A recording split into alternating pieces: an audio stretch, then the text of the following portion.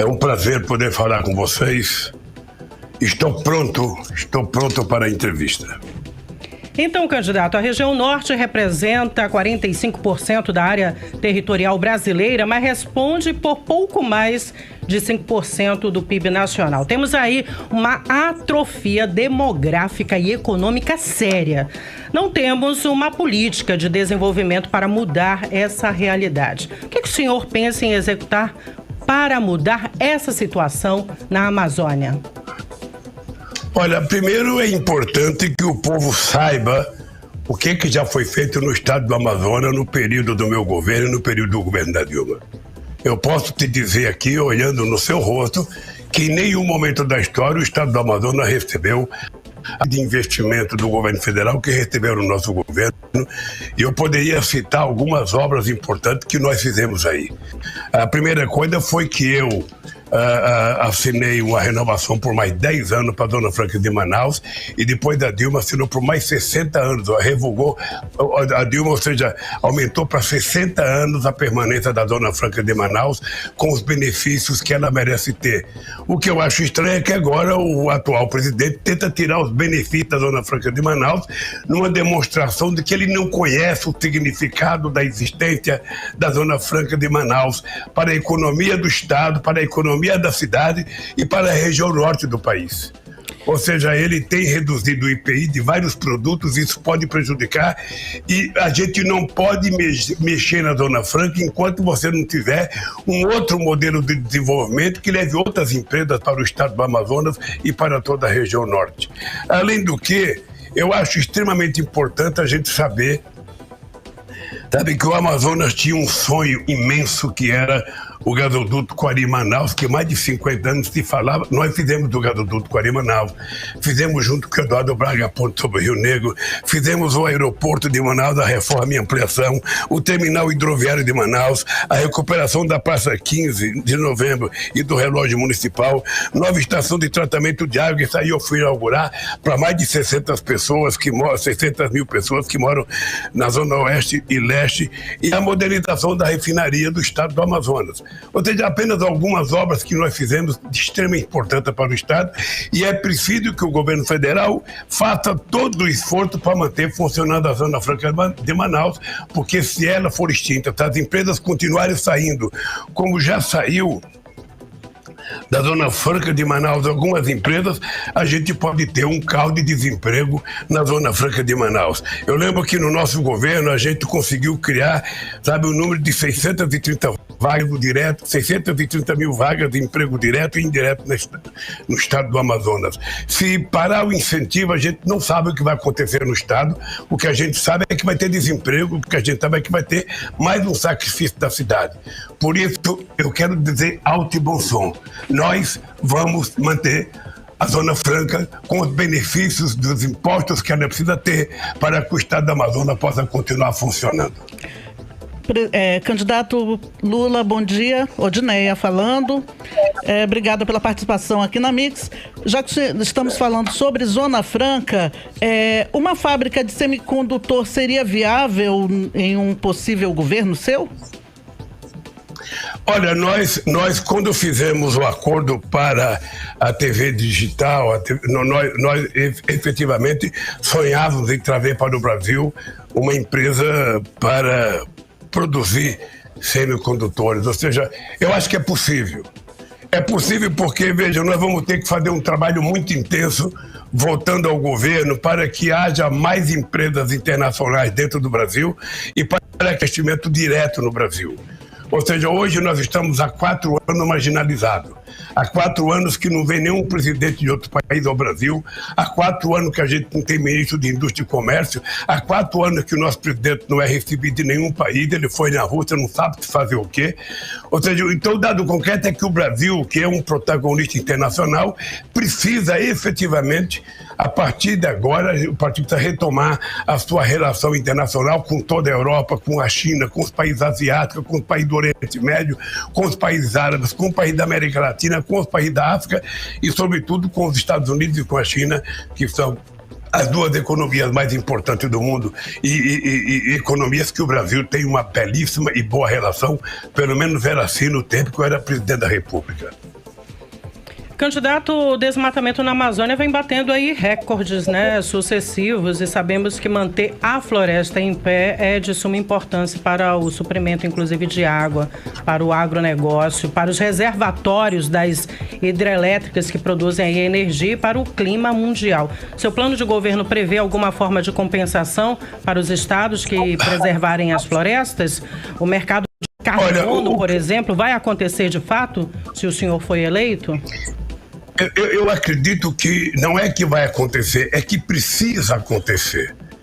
Veja, já está provado cientificamente que você não precisa disputar, você não precisa tirar nenhuma árvore na Amazônia para você plantar soja, plantar milho ou criar gado. Ou seja, nós temos 30 milhões de terras degradadas, de pasto e outras coisas que já foram plantadas, que você pode recuperar, duplicar a produção de alimento no Brasil, sem precisar derrubar uma árvore. O que nós precisamos é o seguinte: o Estado tem que ter uma compensação, sim.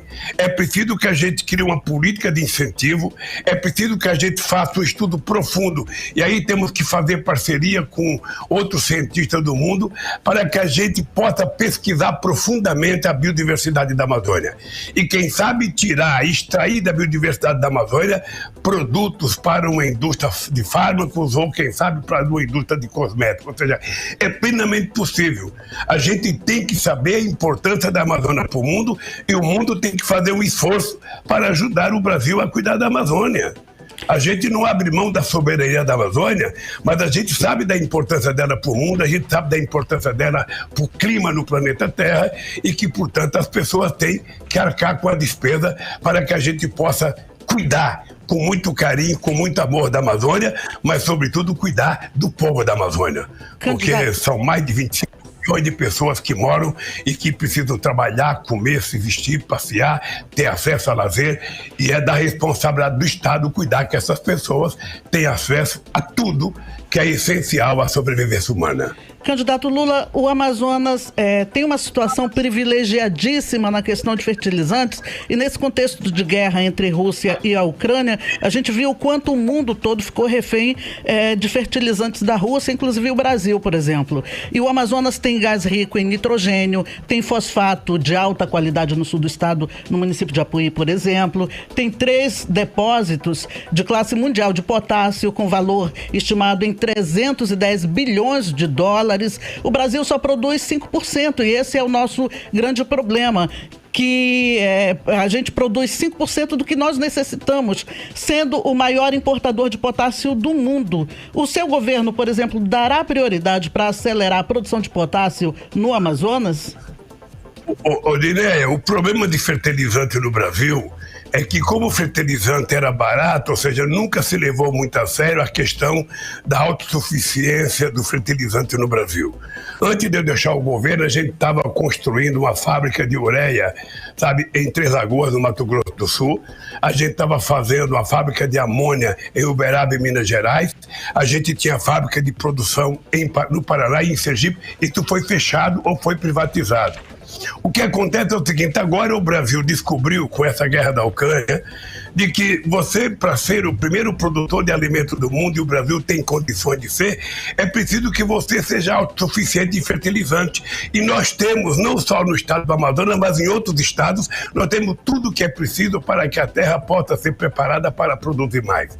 O que é importante é o seguinte: eu lembro que quando eu era presidente, a Petrobras tinha uma concessão de uma área muito grande na Amazônia, que tinha muito potássio, e a gente estava discutindo como explorar a terra, o potássio na Amazônia. E qual é o cuidado que a gente tem que ter?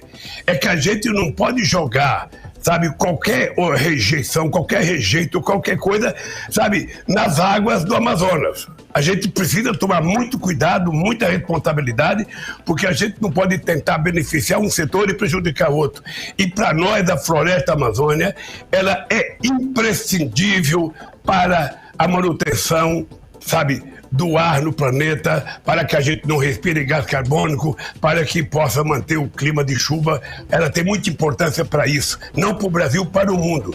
Então, nós vamos estudar Eu quero que o Brasil seja autossuficiente em todos os fertilizantes e nós vamos trabalhar muito para ver aonde é melhor, o que pode ser feito na Amazônia sem prejudicar esta Amazônia. O Brasil precisa se tornar um país autossuficiente em todos os fertilizantes. Candidato Lula, um dos problemas crônicos que nós temos aqui no Amazonas, na área de infraestrutura, é a situação caótica da BR-319, que liga Manaus a Porto Velho. Agora mesmo, a estrada está com o tráfego suspenso por conta de 2 pontes, que desabaram.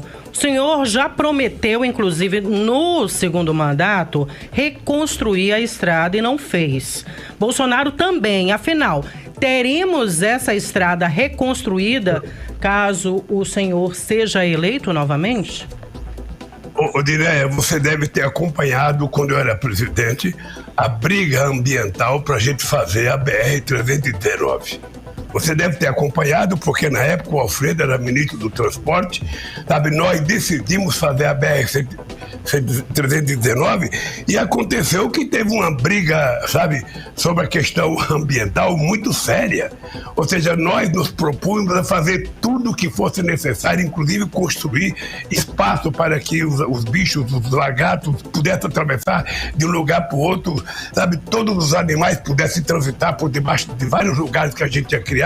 Mas, lamentavelmente, a briga ambiental era tão grande, envolvia tanta gente, que a gente não conseguiu a liberação para fazer a ponte. Depois eu sei que a Dilma tentou também, e é uma questão ambiental muito séria, que nós vamos ter que começar tudo outra vez, porque eu acho que a BR-319 é imprescindível do Amazonas ser ligado a Rondônia e a economia dos 2 estados poderem crescer.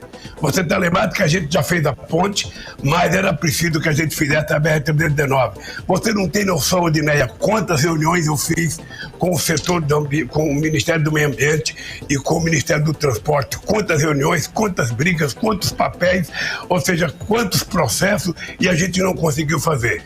Mas eu tenho em mente que nós precisamos terminar a BR-319 e nós vamos outra vez começar a discussão com o meio ambiente para que a gente possa fazer. E cada vez é mais difícil, porque cada vez as pessoas encontram um argumento para que a gente não faça a rodovia.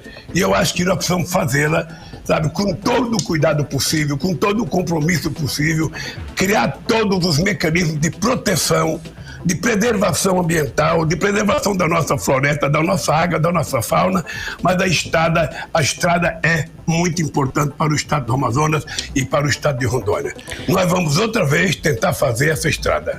Candidato Lula, milhares de brasileiros e amazonenses não ficam por fora também dessa situação.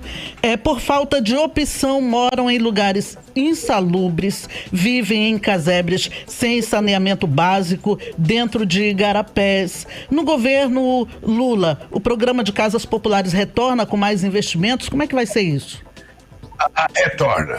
Retorna e vai retornar. Só para você ter ideia, o Minha Casa Minha Vida investiu no estado, na cidade de Manaus, 2 bilhões e 600 milhões de reais só no Minha Vida. Foi parado, se criou um tal de Casa Verde Amarela que não fizeram nada. Eu tenho dito em todos os lugares do Brasil, nós, ganhando as eleições, e certamente vamos ganhar, nós vamos retomar o Minha Casa Minha Vida com toda a força, porque o Minha Casa Minha Vida foi o maior programa habitacional já feito nesse país. Nós contratamos 4 milhões e 100 mil casas, entregamos 3 milhões e 100, ficou 1 milhão para ser entregue. Eu não sei se já entregaram, eu não sei se falaram, se paralisaram. Eu fui numa cidade essa semana, no estado de Minas Gerais, 700 casas que estavam sendo construídas estão paralisadas desde que deram o golpe na presidenta Dilma Rousseff.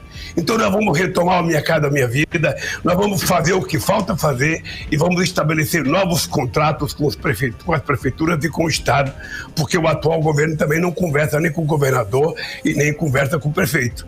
Nós achamos que tem que ter uma relação muito civilizada com prefeitos e governadores para que a gente possa fazer as coisas funcionarem no Brasil. Candidato Lula, Artemisa falando, essa eleição, ela, na sua opinião, ela está sendo bem diferente das eleições anteriores? Os embates estão cada vez mais agressivos, inclusive no ambiente familiar. Essa polarização deve continuar após domingo ou com a proclamação do resultado? O que o senhor acha? O que o senhor espera? Como pacificar o país num cenário tão dividido? Artemisa, antes era assim. Antes a gente disputava uma eleição, quem perdia ia para casa lamentar e se preparar para a próxima eleição, e quem ganhava tomava posse e começava a governar numa boa. Foi assim, 94, 98, 2002, 2006, 2010, 2014 já começou a piorar. E eu acho que agora a gente está numa eleição um pouco anormal, porque nós temos um cidadão anormal governando esse país. Nós temos um cidadão que não conhece a Zona Franca de Manaus e que está se propondo a destruir a Zona Franca de Manaus. E ele sabe disso, que a Zona Franca de Manaus precisa de coisas de especial de impostos. Ao mesmo tempo, esse cidadão disse que é para queimar, para desmatar, para plantar qualquer coisa, que não tem coisa de proteger floresta. Ou seja, além de ser anormal, esse cidadão criou um determinado ódio nesse país que não existia em todas as eleições. Eu disputei 2 eleições com o Fernando Henrique Cardoso, uma com o Collor, uma com o Serra, uma com o Alckmin, ou seja, e acabava as eleições e o Brasil voltava à normalidade. Ou seja, agora essa gente está estabelecendo ódio, as famílias estão brigando, pai não conversa com filho, filho não conversa com mãe, mãe não conversa com nora, nora não conversa com sogra, sabe? Então, uma coisa absurda, se estabeleceu uma política de ódio que a gente não tinha nesse país.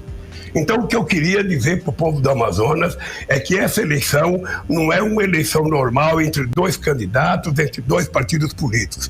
É uma eleição entre a manutenção e a conquista da democracia no nosso país, da recuperação do regime democrático ou a continuidade da barbárie que representa esse governo Bolsonaro. Uma barbárie, um cidadão que não pensa em emprego, um cidadão que não pensa nas aposentadorias, um cidadão que não aumentou o salário mínimo. A nova regra da aposentadoria vai fazer as pessoas perderem muito dinheiro, vai fazer os aposentados e as pensionistas perder muito dinheiro, e aí nós vamos mostrar para vocês como é que vai acontecer essa coisa. Então, a eleição é assim.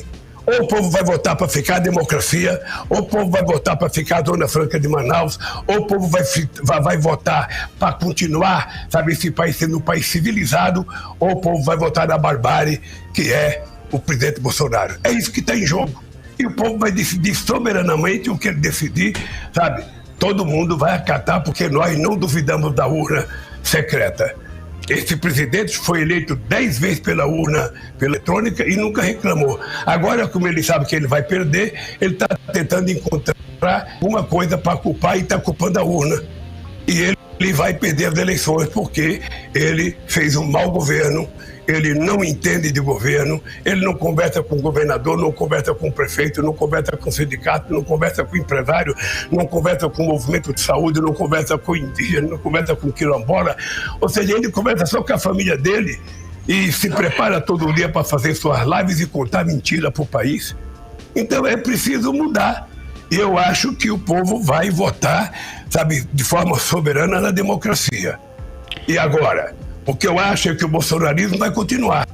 O ódio vai continuar um tempo, os fanáticos vão continuar por um tempo, mas eu acho que a gente vai ter um processo de reconciliação com a sociedade brasileira. Você sabe que quando eu fui presidente, eu montei um conselho de desenvolvimento econômico e social que participavam 100 empresários, sindicalistas, grandes empresários, pequenos empresários, porque é assim que a gente vai restabelecer um processo civilizatório de governança no Brasil. Eu acredito nisso. Eu nasci na vida política fazendo negociação e eu acho que nós vamos estabelecer uma política de boa convivência com a sociedade brasileira. Chega de animosidade, candidato. Chega de armas. Nós queremos livros, nós queremos cultura, nós queremos educação. Armas matam. Educação sabe, ensina as pessoas. É isso que nós queremos. Candidato Lula, o senhor já declarou que não vai disputar a reeleição, caso seja eleito no próximo domingo, e que o seu governo não será do PT. A gente tem presenciado a senadora Simone Tebet marchando com o senhor muito diariamente nessa reta final, e caso o senhor seja eleito, ela será ministra no seu governo, e já existe também um nome para um Ministério da Economia? Rodinéia, eu não vou sentar na cadeira antes de ganhar, querida. Eu primeiro quero ganhar as eleições. Depois que eu ganhar as eleições, eu vou começar a discutir o ministério. Porque, veja, se eu, antes de ganhar as eleições, indicar alguém para qualquer cargo, eu vou arrumar animosidade com os que não cabem. Então, não está na hora de anunciar nada, está na hora de ganhar as eleições. E veja, por que eu disse que não é o governo do PT? Porque o meu primeiro governo já não foi o governo do PT. É importante lembrar que eu levei o Furlan para a indústria e comércio, o Furlan era o presidente da FAB. Eu nem conheci o Furlan. Eu levei o Roberto Rodrigues, que era um fazendeiro, para o Ministério da Agricultura. O Tomás Batti não era do PT, o Celso Amorim não era do PT. Então, veja, o Valfrido não era do PT. Então, eu vou fazer um ministério que represente a sociedade brasileira, competentes e com gente fora do PT.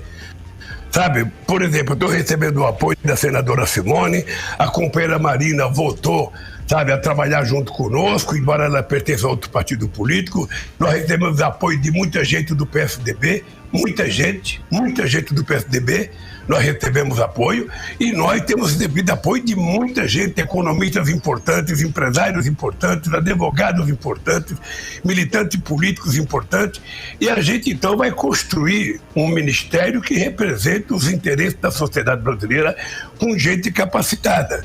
Eu vou criar o Ministério dos Povos Originários, sabe, que eu acho que está na hora da gente respeitar um pouco os indígenas brasileiros. Eu vou recriar o Ministério das Mulheres, o Ministério da Igualdade Racial. Nós vamos recompor o Ministério da Cultura, que é uma coisa muito importante que foi acabada.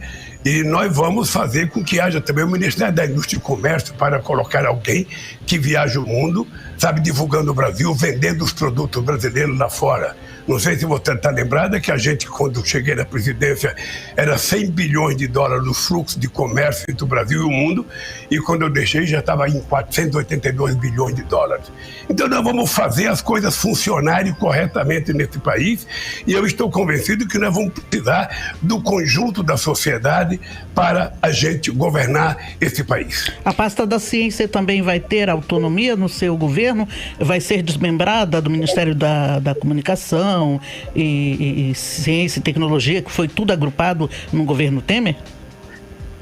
Não, nós vamos criar o Ministério da Ciência e Tecnologia, é uma coisa, a educação é outra coisa, sabe? É preciso que a gente não desmonte aquilo que funcionava. Eu aumentei em 3 vezes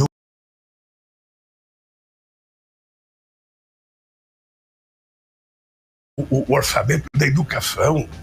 Ou seja, a gente aumentou muito porque nós investimos muito. Você não sabe a emoção que eu tive quando eu fui a Coari, e lá tinha um braço da Universidade Federal em Coari, com professores importantes dando aula lá, professores que participavam das grandes universidades em São Paulo. Fiquei muito emocionado quando a gente investiu nas escolas técnicas pelo interior do estado do Amazonas. Então o Ministério da Educação é uma coisa muito à parte, é uma coisa muito importante, porque sem educação a gente não vai a lugar nenhum, e sem investimento em ciência e tecnologia a gente não vai a lugar nenhum. Ou seja, não há exemplo de país desenvolvido no planeta Terra sem antes ter investido em educação e ter investido em ciência e tecnologia. Então, esses ministérios vão voltar a funcionar para o bem do Brasil. E eu espero, sabe, que o Eduardo Braga ganhe as eleições no estado do Amazonas, porque nós já fizemos uma parceria extraordinária quando ele foi governador. A Dilma fez uma parceria extraordinária com o Maravis, e eu espero que a gente possa retomar a parceria com o estado do Amazonas para que a gente possa fazer investimento, ou com dinheiro do orçamento da União, ou com dinheiro de financiamento do BNDES, ou com dinheiro de financiamento do próprio setor privado. É plenamente possível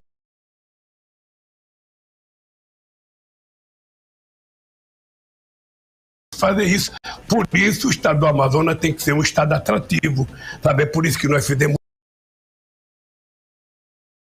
muitos portos nas cidades pequenas do interior, é por isso que nós tratamos muito de água nas pequenas cidades do interior. Sabe? Então eu acho que olhar o interior do estado do Amazonas é tão precioso quanto olhar a capital do Amazonas. A gente tem que fazer as cidades se desenvolverem, porque é importante para o estado do Amazonas o desenvolvimento.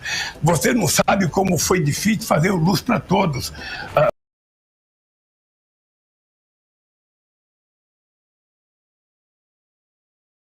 Artemida, muito difícil, ou seja, a gente começou levando poste de cimento, era muito pesado, depois levamos o poste de madeira, era pesado, até que nós arrumamos um tipo de produto que fizemos pesava menos e ficou mais fácil a gente fazer o Luz para Todos no estado do Amazonas, que são lugares muito distantes. Mas as pessoas precisam ser respeitadas porque todos têm o direito de receber os benefícios da civilização. Energia elétrica é imprescindível para os povos que moram à beira e às margens dos rios importantes que tem no estado do Amazonas.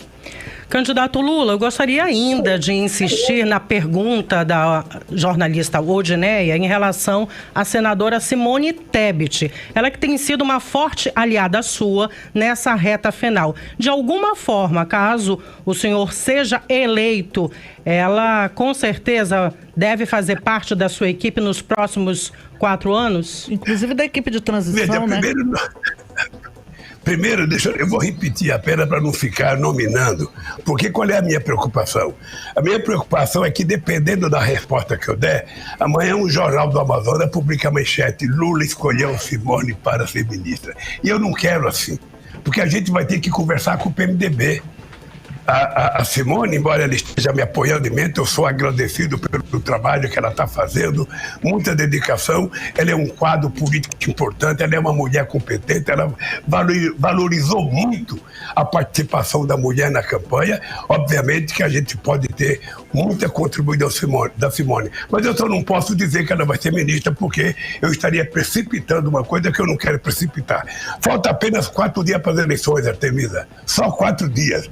Quando chegar às 7 horas da noite, 8 horas, nós vamos ter o resultado. Aí sim, se eu ganhar, eu vou começar a discutir o ministério. Aí eu prometo para você que eu vou telefonar, vocês vão me fazer uma entrevista e eu vou dizer para vocês quem vai participar do ministério. Mas a equipe já está formada, candidato. A sua equipe já está formada. Não tá, veja, eu tenho muitas coisas, mas tenho pensado no meu travesseiro, porque se eu comentar com alguém, vai vazar notícia. Eu não quero que vaze notícia. Tá certo. Tá, eu quero primeiro ganhar as eleições. Esse é o principal objetivo, ganhar as eleições. E você sabe que eleição e mineração, a gente só sabe o resultado depois da apuração. Então vamos votar, vamos apurar. Eu tenho feito um apelo, Artemida e Odineia, para que o povo compareça para votar, para que o povo não se abstenha, para que o povo não anule o voto, o povo compareça, escolha o seu candidato a presidente da República. É muito importante que o povo compareça para votar. A Justiça, inclusive, autorizou as prefeituras a colocar ônibus, o Estado coloca ônibus, para facilitar com que as pessoas que moram distantes possam votar, porque tem muita gente que não tem dinheiro para pagar transporte. Então é importante que a prefeitura possa, inclusive, colocar transporte gratuito para o povo ir votar. Não apenas para um ou para outro, para todo mundo ir votar. É imprescindível que a gente saber que essa é a eleição mais importante do Brasil dos últimos anos. Eu já participei de muitas, mas essa é a mais importante, o povo tem que votar e o povo tem que dizer que Brasil que ele quer. É só isso. Ele tem que dizer se ele quer um Brasil que invista na educação, que libere livro, ou quer um país que libere armas. Ele tem que decidir se quer um governo que fala a verdade ou um governo que mente. Ele tem que decidir se ele quer um governo que mantém relações internacionais com todos os países do mundo ou quer um país fechado como nós estamos. É isso que tem que decidir. É simples assim. Eu tenho, ao meu favor, um legado de construção de obras no estado do Amazonas. Eu tenho, e as pessoas podem saber o que foi feito em Manaus, o que foi feito na cidade do interior, o que foi feito na educação, o que foi feito na saúde, o que foi feito na área de infraestrutura no Amazonas. Eu digo, olhando para vocês duas, com maior sinceridade, nunca antes na história do Brasil um presidente fez a quantidade de investimento que eu fiz no estado do Amazonas. E quero fazer mais, porque nós temos que ajudar os estados mais longínquos, os estados que têm mais dificuldade a progredir, para que eles também se transformem em estados desenvolvidos e com estados com muita independência, sem precisar de favor da União. É isso que vai acontecer com a Amazonas, é isso que vai acontecer com o Pará, é isso que vai acontecer com o Amapá, que são estados que a gente quer fazer fortes investimentos para que esses estados se desenvolvam e possam melhorar a qualidade de vida do povo. Sobretudo o povo que mora às margens do rio, distante, que muitas vezes tem dificuldade de receber médicos. Vocês estão lembrados do que foi o sucesso do Mais Médico? Vocês estão lembrados do sucesso que é as lanchas para levar a criança para a escola, os ônibus para levar a criança para a escola? Ou seja, foi feita muita coisa no estado do Amazonas e eu quero continuar fazendo. Eu não sei se o atual presidente fez alguma coisa no Amazonas. A única coisa que eu sei é que ele foi inaugurar uma grande ponte de 18 metros em São Gabriel da Cachoeira, uma ponte de madeira. É o que eu sei que ele foi inaugurar no estado do Amazonas. Então, o povo vai ter que escolher simples. O povo vai ter que votar. E eu espero que o povo vote pensando no bem do estado do Amazonas. É só isso. E que o povo vote pensando em restabelecer a democracia no Brasil. Candidato, o senhor disse que essa é uma das eleições mais importantes. E a pauta saúde, inclusive, é uma das principais, né, nessa eleição, já que estamos falando também da pandemia e da Covid-19. A saúde do Amazonas, por exemplo, ficou um caos durante a pandemia. E mesmo hoje, pouco avançou. O senhor poderá ajudar o Estado a se reerguer nessa área? Está em seus planos, no seu plano de governo, a construção de hospitais e maternidades no Amazonas? Artemida, eu posso te dizer o seguinte: nunca mais se repetirá o descaso que o atual governo fez com o estado do Amazonas. Nunca mais alguém morrerá por falta de oxigênio. Nunca mais. Porque foi uma falta de respeito com o povo do estado do Amazonas o comportamento do presidente da República. Foi uma falta de respeito, ele inclusive na televisão, imitando as pessoas morrendo afogadas sem água, em cima de uma cama. Ou seja, esse cidadão atrasou por 45 dias das vacinas e pelo menos metade das mortes que teve nesse Brasil se deve à irresponsabilidade dele, de brincar com a pandemia, de tentar vender remédio que não funcionava, de tentar enganar o povo vendendo remédio que não funcionava, de dizer para o povo que não era para tomar vacina e de ter um ministro Pazuello, sabe, que você sabe a festa que fizeram em Manaus, sabe, em pleno caos da pandemia. Então eu posso te dizer, você está lembrado do Mais Médico, o sucesso que foi. Todas as cidades do Amazonas tinham médicos. Todas as cidades do Amazonas. Eles acabaram com mais médicos. Nós tínhamos a farmácia popular que vendia 102 tipos de remédios de uso contínuo, aquele remédio que as pessoas precisam mais, remédio para pressão, remédio para diabetes, fraldão para pessoas de terceira idade. Tudo isso era dado de graça na farmácia popular e ele exatamente acabou com isso. Sabe, prejudicando a vida do povo. Nós vamos fazer investimento no SUS, porque o SUS merece muito respeito, porque se não fosse o SUS e se não fosse a dedicação dos funcionários do SUS, a pandemia certamente teria matado mais de 1 milhão de pessoas. Então nós temos que homenagear sempre o SUS, os funcionários do SUS, e dizer para o estado do Amazonas de que nós vamos investir em saúde, porque o povo mais humilde, o povo mais simples, precisa ser tratado com respeito na área da saúde. Candidato Lula, agora vamos falar sobre os programas sociais de transferência de renda, como Auxílio Brasil, por exemplo. O Amazonas ultrapassou o total de 600 mil famílias beneficiadas com o Auxílio Brasil, com repasse no total de 367 milhões de reais. Como manter esse benefício com o país tendo um rombo fiscal de mais de 400 bilhões de reais no eventual governo? Vamos só dizer a verdade para o povo, Odineia. Vamos só dizer a verdade para o povo.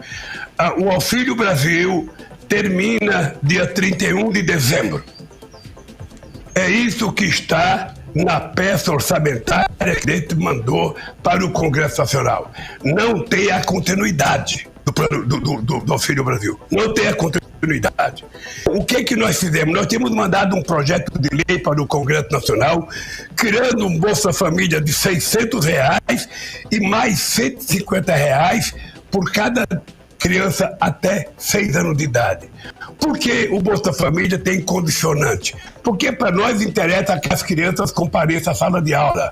Para nós interessa que as crianças tomem as vacinas. E para nós interessa também que a mulher, se tiver gestante, ela faça todos os exames possíveis para que a criança possa nascer com saúde e com muita tranquilidade. Então, nós propusemos isso no ano passado. Nós vamos aprovar o Bolsa Família e vai manter os R$600 com R$150 para cada filho até 6 anos. O que nós vamos fazer? Nós vamos ter pequena reforma tributária, onde os mais ricos irão pagar mais imposto e os menores não vão pagar. É por isso que nós estamos fazendo a proposta de que quem ganha até R$5.000 não pagará mais imposto de renda. Essa é uma proposta nossa. Quem ganha até R$5.000 não pagará mais imposto de renda. E a outra coisa que nós estamos dizendo é que o salário mínimo vai aumentar, sabe, com aumento real acima da inflação. Então, a gente vai ter que fazer uma política tributária. A gente vai ter que fazer um processo de arrecadação, a gente vai ter que fazer manejo no orçamento para que a gente encontre o dinheiro necessário para manter as pessoas que necessitam, sabe, recebendo dinheiro até que essas pessoas arrumem emprego e até que essas pessoas se transformem em pessoas independentes. Porque as pessoas são muito sérias. Você pode ter um ou outro picareta, um ou outro cara que tenta enganar, mas a maioria das pessoas, e é por isso que carregava o cartão do Bolsa Família, eu diria, para a mulher. Porque quando a gente entrega para a mulher tem muito mais responsabilidade com a família. A mulher tem muito mais responsabilidade com os filhos e é por isso que a gente vai recriar esse Bolsa Família. A mulher vai receber o cartão e quando ela não precisar mais, ela devolve, como devolveram milhares de pessoas quando eu era presidente. Devolviu porque as pessoas são sérias. Arrumou emprego, está trabalhando, está ganhando o suficiente, não precisa mais receber benefício. É isso que está em jogo. E também nós vamos discutir com muito carinho a questão de fazer com que as pessoas possam receber o auxílio, o projeto de renda básica, sabe, que nós vamos discutir e que o mundo está discutindo hoje. O mundo inteiro está discutindo como o Estado funcionar para sustentar as pessoas pobres que não conseguem mais emprego. E nós vamos cuidar disso com muito carinho também, logo no começo do nosso mandato. Candidato, vamos falar de um tema muito importante, que é a questão da segurança. Inclusive, aqui no Amazonas, nós estamos na contramão do Brasil. Enquanto o Brasil reduziu de 2020 para 2021 em 8% a questão da violência, aqui no Amazonas nós aumentamos 54%. E nós sabemos que parte, né, dessa insegurança, dessa violência é justamente devido ao narcotráfico, que está dominando aí não só, né, nas áreas de fronteiras, mas também as grandes cidades como Manaus. Qual a sua política de segurança pública para a Amazônia? Olha, nós criando o Ministério da Segurança Pública para que a gente possa contribuir com os estados no combate ao crime organizado, no combate ao narcotráfico. Acontece que o presidente Bolsonaro fez uma coisa, ele armas. E quem está comprando armas não são pessoas de bem. Ninguém compra armas para educação. Ninguém compra arma para fazer coisa a não ser matar. Ou seja, então, o que nós queremos fazer? Quem está comprando as armas que o Bolsonaro está facilitando é o crime organizado, que não precisa mais assaltar um arsenal da polícia, sabe, do Estado, não precisa assaltar mais o arsenal da Marinha ou do Exército. Ele vai e compra, pode comprar a arma que ele quiser e pode comprar até 2.000 cartuchos. É uma irresponsabilidade do governo fazer isso. É uma irresponsabilidade. Então nós vamos criar o Ministério da Segurança e nós vamos cuidar não só de trabalhar conjuntamente com os governos do Estado, porque a segurança do Estado é da responsabilidade do governo, porque é ele que controla a polícia, mas a gente também quer cuidar da fronteira do Brasil. A gente tem quase 16 mil quilômetros de fronteira seca. A gente tem 8 mil quilômetros de fronteira marítima. Então a gente precisa tomar muito cuidado em tomar conta dessa fronteira, e é por isso que nós vamos criar o Ministério da Segurança Pública para, além de ajudar os governadores no combate aos crimes dentro do Estado, a gente quer ter uma forte política de controle das nossas fronteiras para evitar o contrabando de arma, para evitar a questão do tráfico, para evitar a questão da droga. A mesma coisa que vai ser muito sério que nós vamos criar. E eu penso que vai funcionar.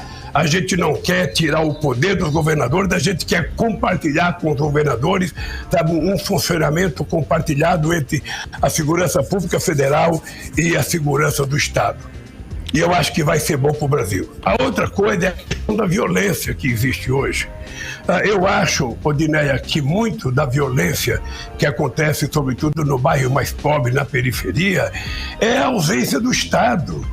Ou seja, se o Estado estivesse na periferia com educação, com saúde, com transporte, com área de lazer, com cultura, certamente a gente teria menos violência. Acontece que muitas vezes as pessoas moram em algum lugar e o Estado não aparece lá, sabe? Então as pessoas ficam abandonadas, as pessoas ficam sem ter onde praticar nenhum esporte, onde não tem nenhum lazer, onde as pessoas não têm sequer uma escola de qualidade. Ou seja, pode surgir a violência daí. Então nós vamos também tratar de discutir com os governadores como a gente fazer com que o Estado esteja presente em todos os lugares da periferia, sobretudo nas comunidades mais pobres. A outra coisa é a violência contra a mulher, que tem crescido nesse país. Ou seja, e aí, tanto nas famílias pobres quanto nas famílias de classe média. Nós aprovamos a Lei Maria da Penha quando eu era presidente da República. A lei é muito dura, mas mesmo assim as pessoas desrespeitam a lei. Então nós precisamos criar novo mecanismo. Nós fizemos aquele Denúncia Mulher, fizemos a Cada Mulher.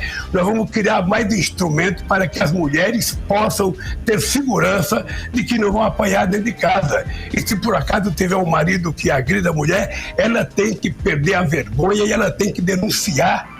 Ela tem que denunciar e o Estado precisa cuidar dela. Porque ela muitas vezes não denuncia porque o marido volta outra vez a ser agressivo contra ela. Então é preciso que o Estado crie delegacias para que a gente possa cuidar das pessoas que denunciarem, para que ela nunca mais seja agredida. E o cidadão, se a gente pega ele, tem que colocar cadeia, porque mulher não foi feita para apanhar de homem. Candidato Lula, a reforma tributária é tema em todas as campanhas eleitorais e nessa não foi diferente. A reforma tributária será prioridade no seu eventual governo e de que forma pode ocorrer?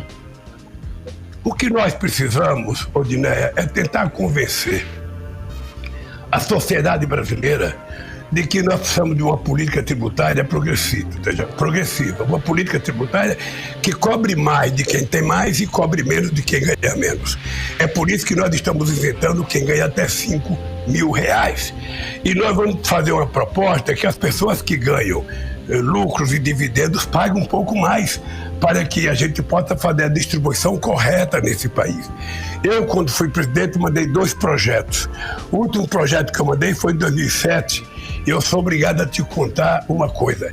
Quando eu mandei a política tributária para o Congresso Nacional, ela tinha sido aprovada pelos 27 governadores de estado, ela tinha sido aprovada pelas 27 federações de empresários, ela tinha sido aprovada pelo movimento sindical e ela tinha sido aprovada pela liderança do partido no Congresso.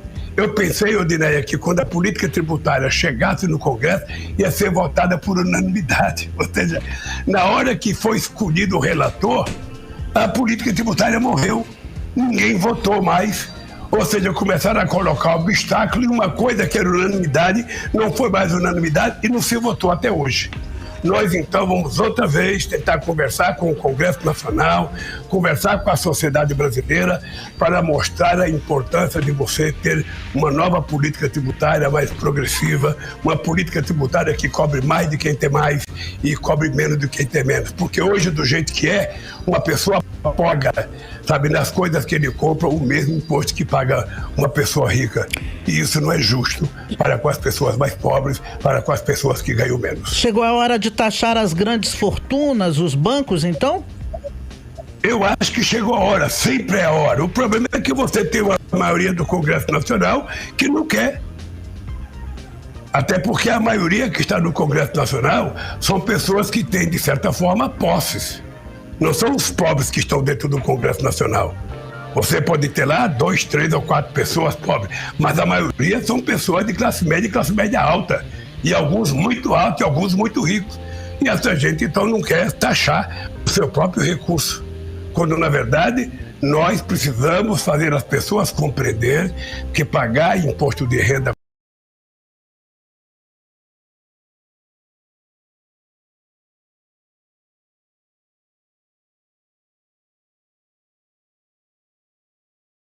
corretamente é fazer justiça nesse país. É fazer justiça. Quem ganha mais tem que ter a responsabilidade de pagar mais. E quem ganha menos tem o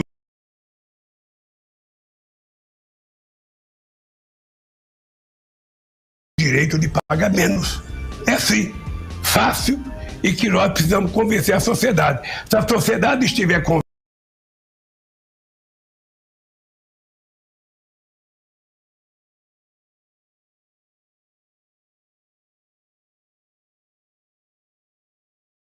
Para de taxar as grandes fortunas, os bancos, então?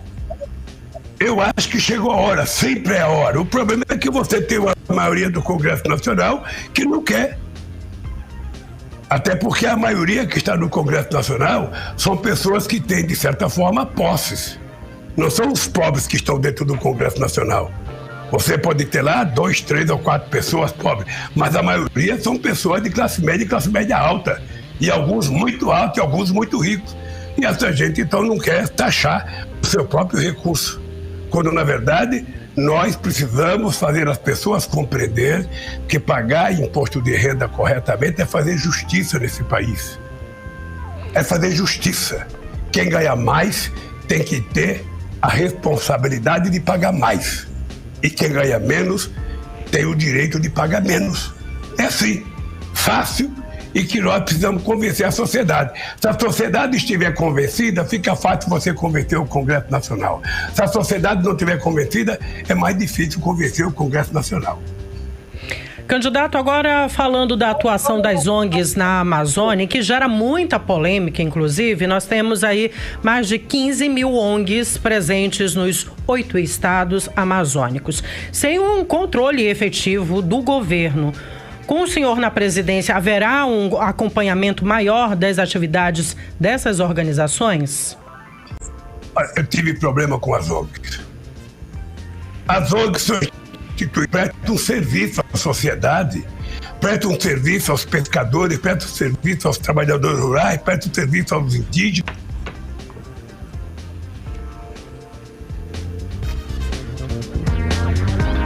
Nós tivemos um problema com a internet. Eu nunca tive... Retornou.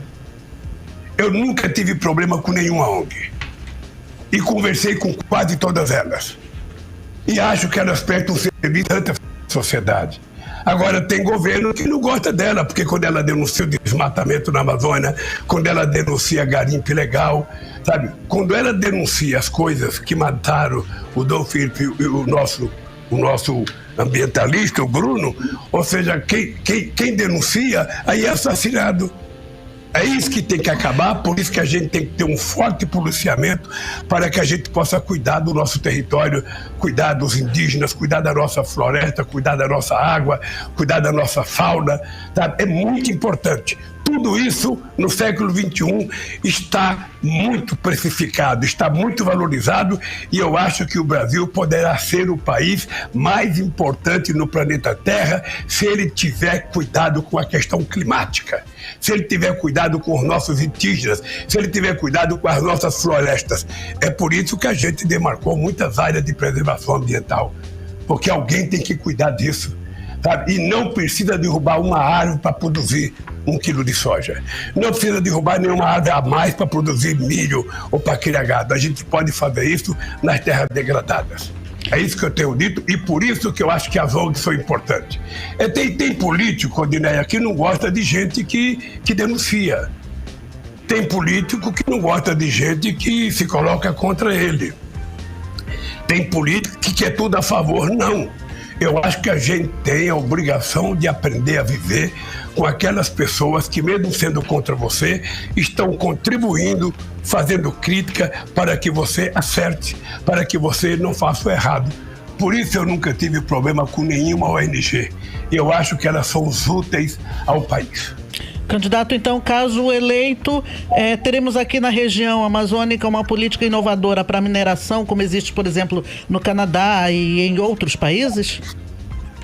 Veja, não haverá nada mais ilegal nesse país. É preciso que as pessoas tenham responsabilidade.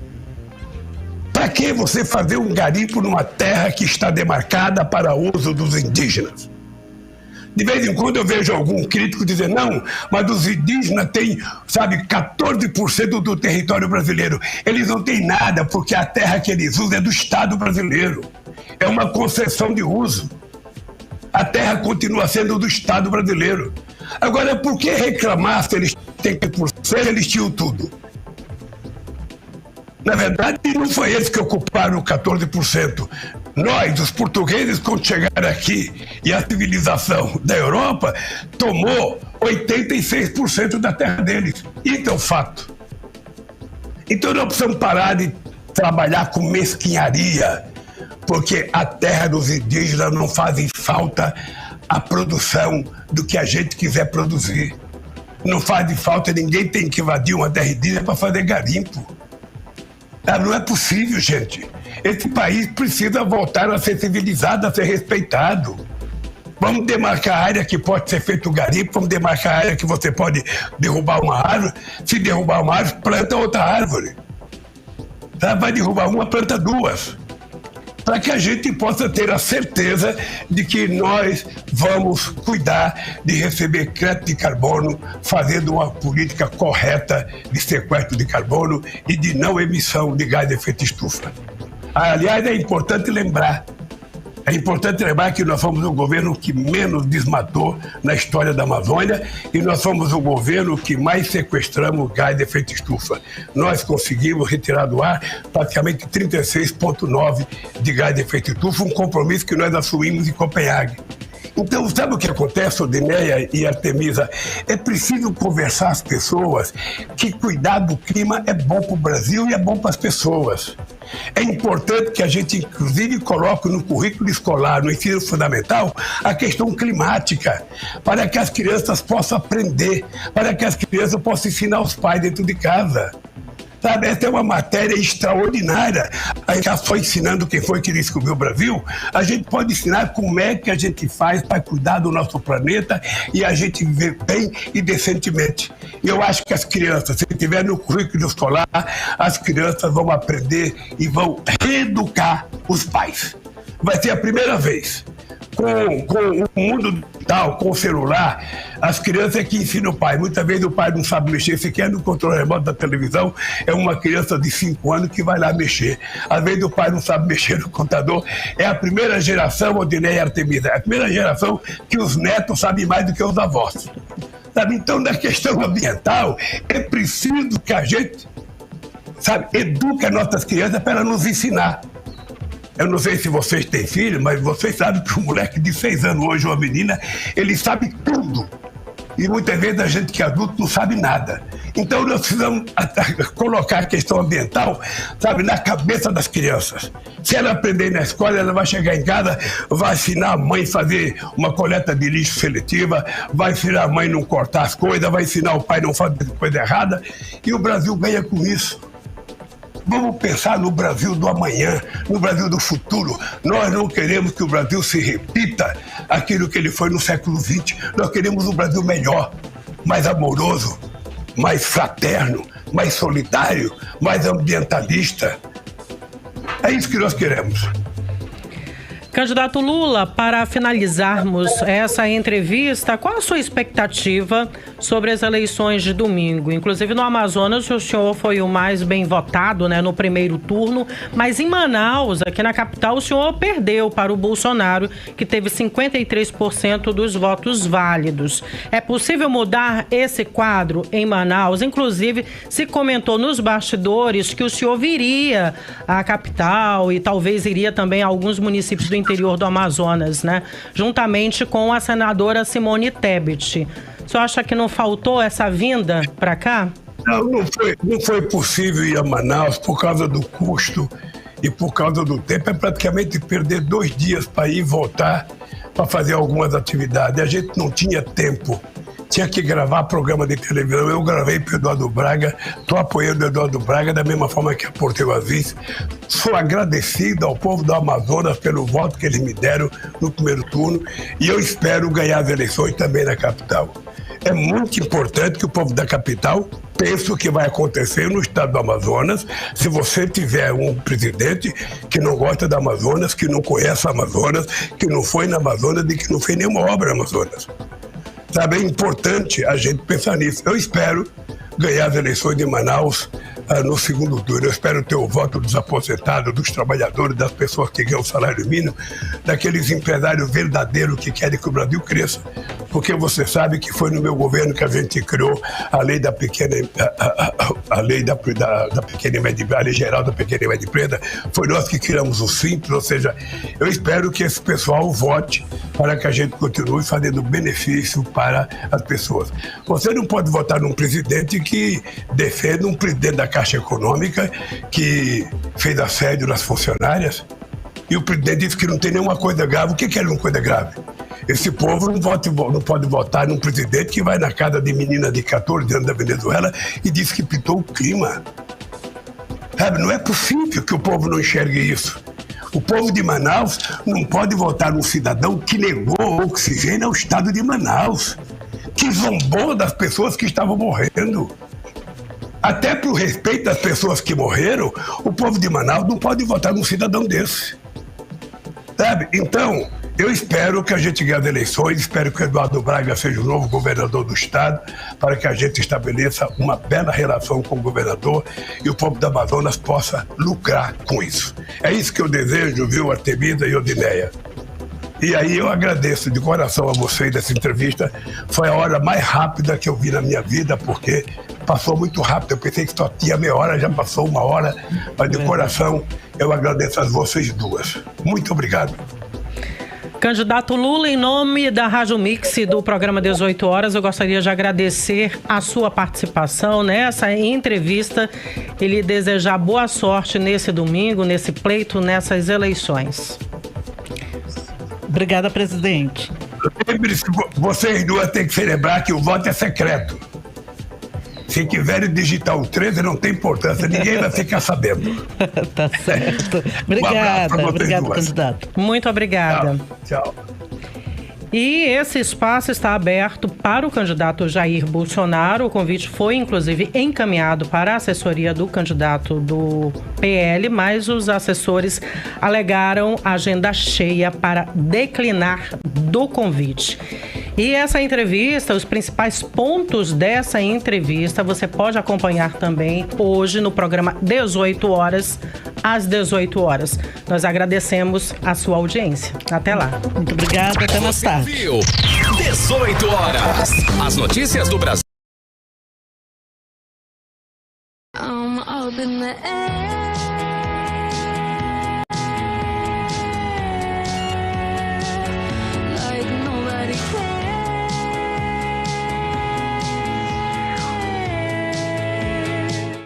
Pessoal, estou aqui com o Igor do podcast Flow.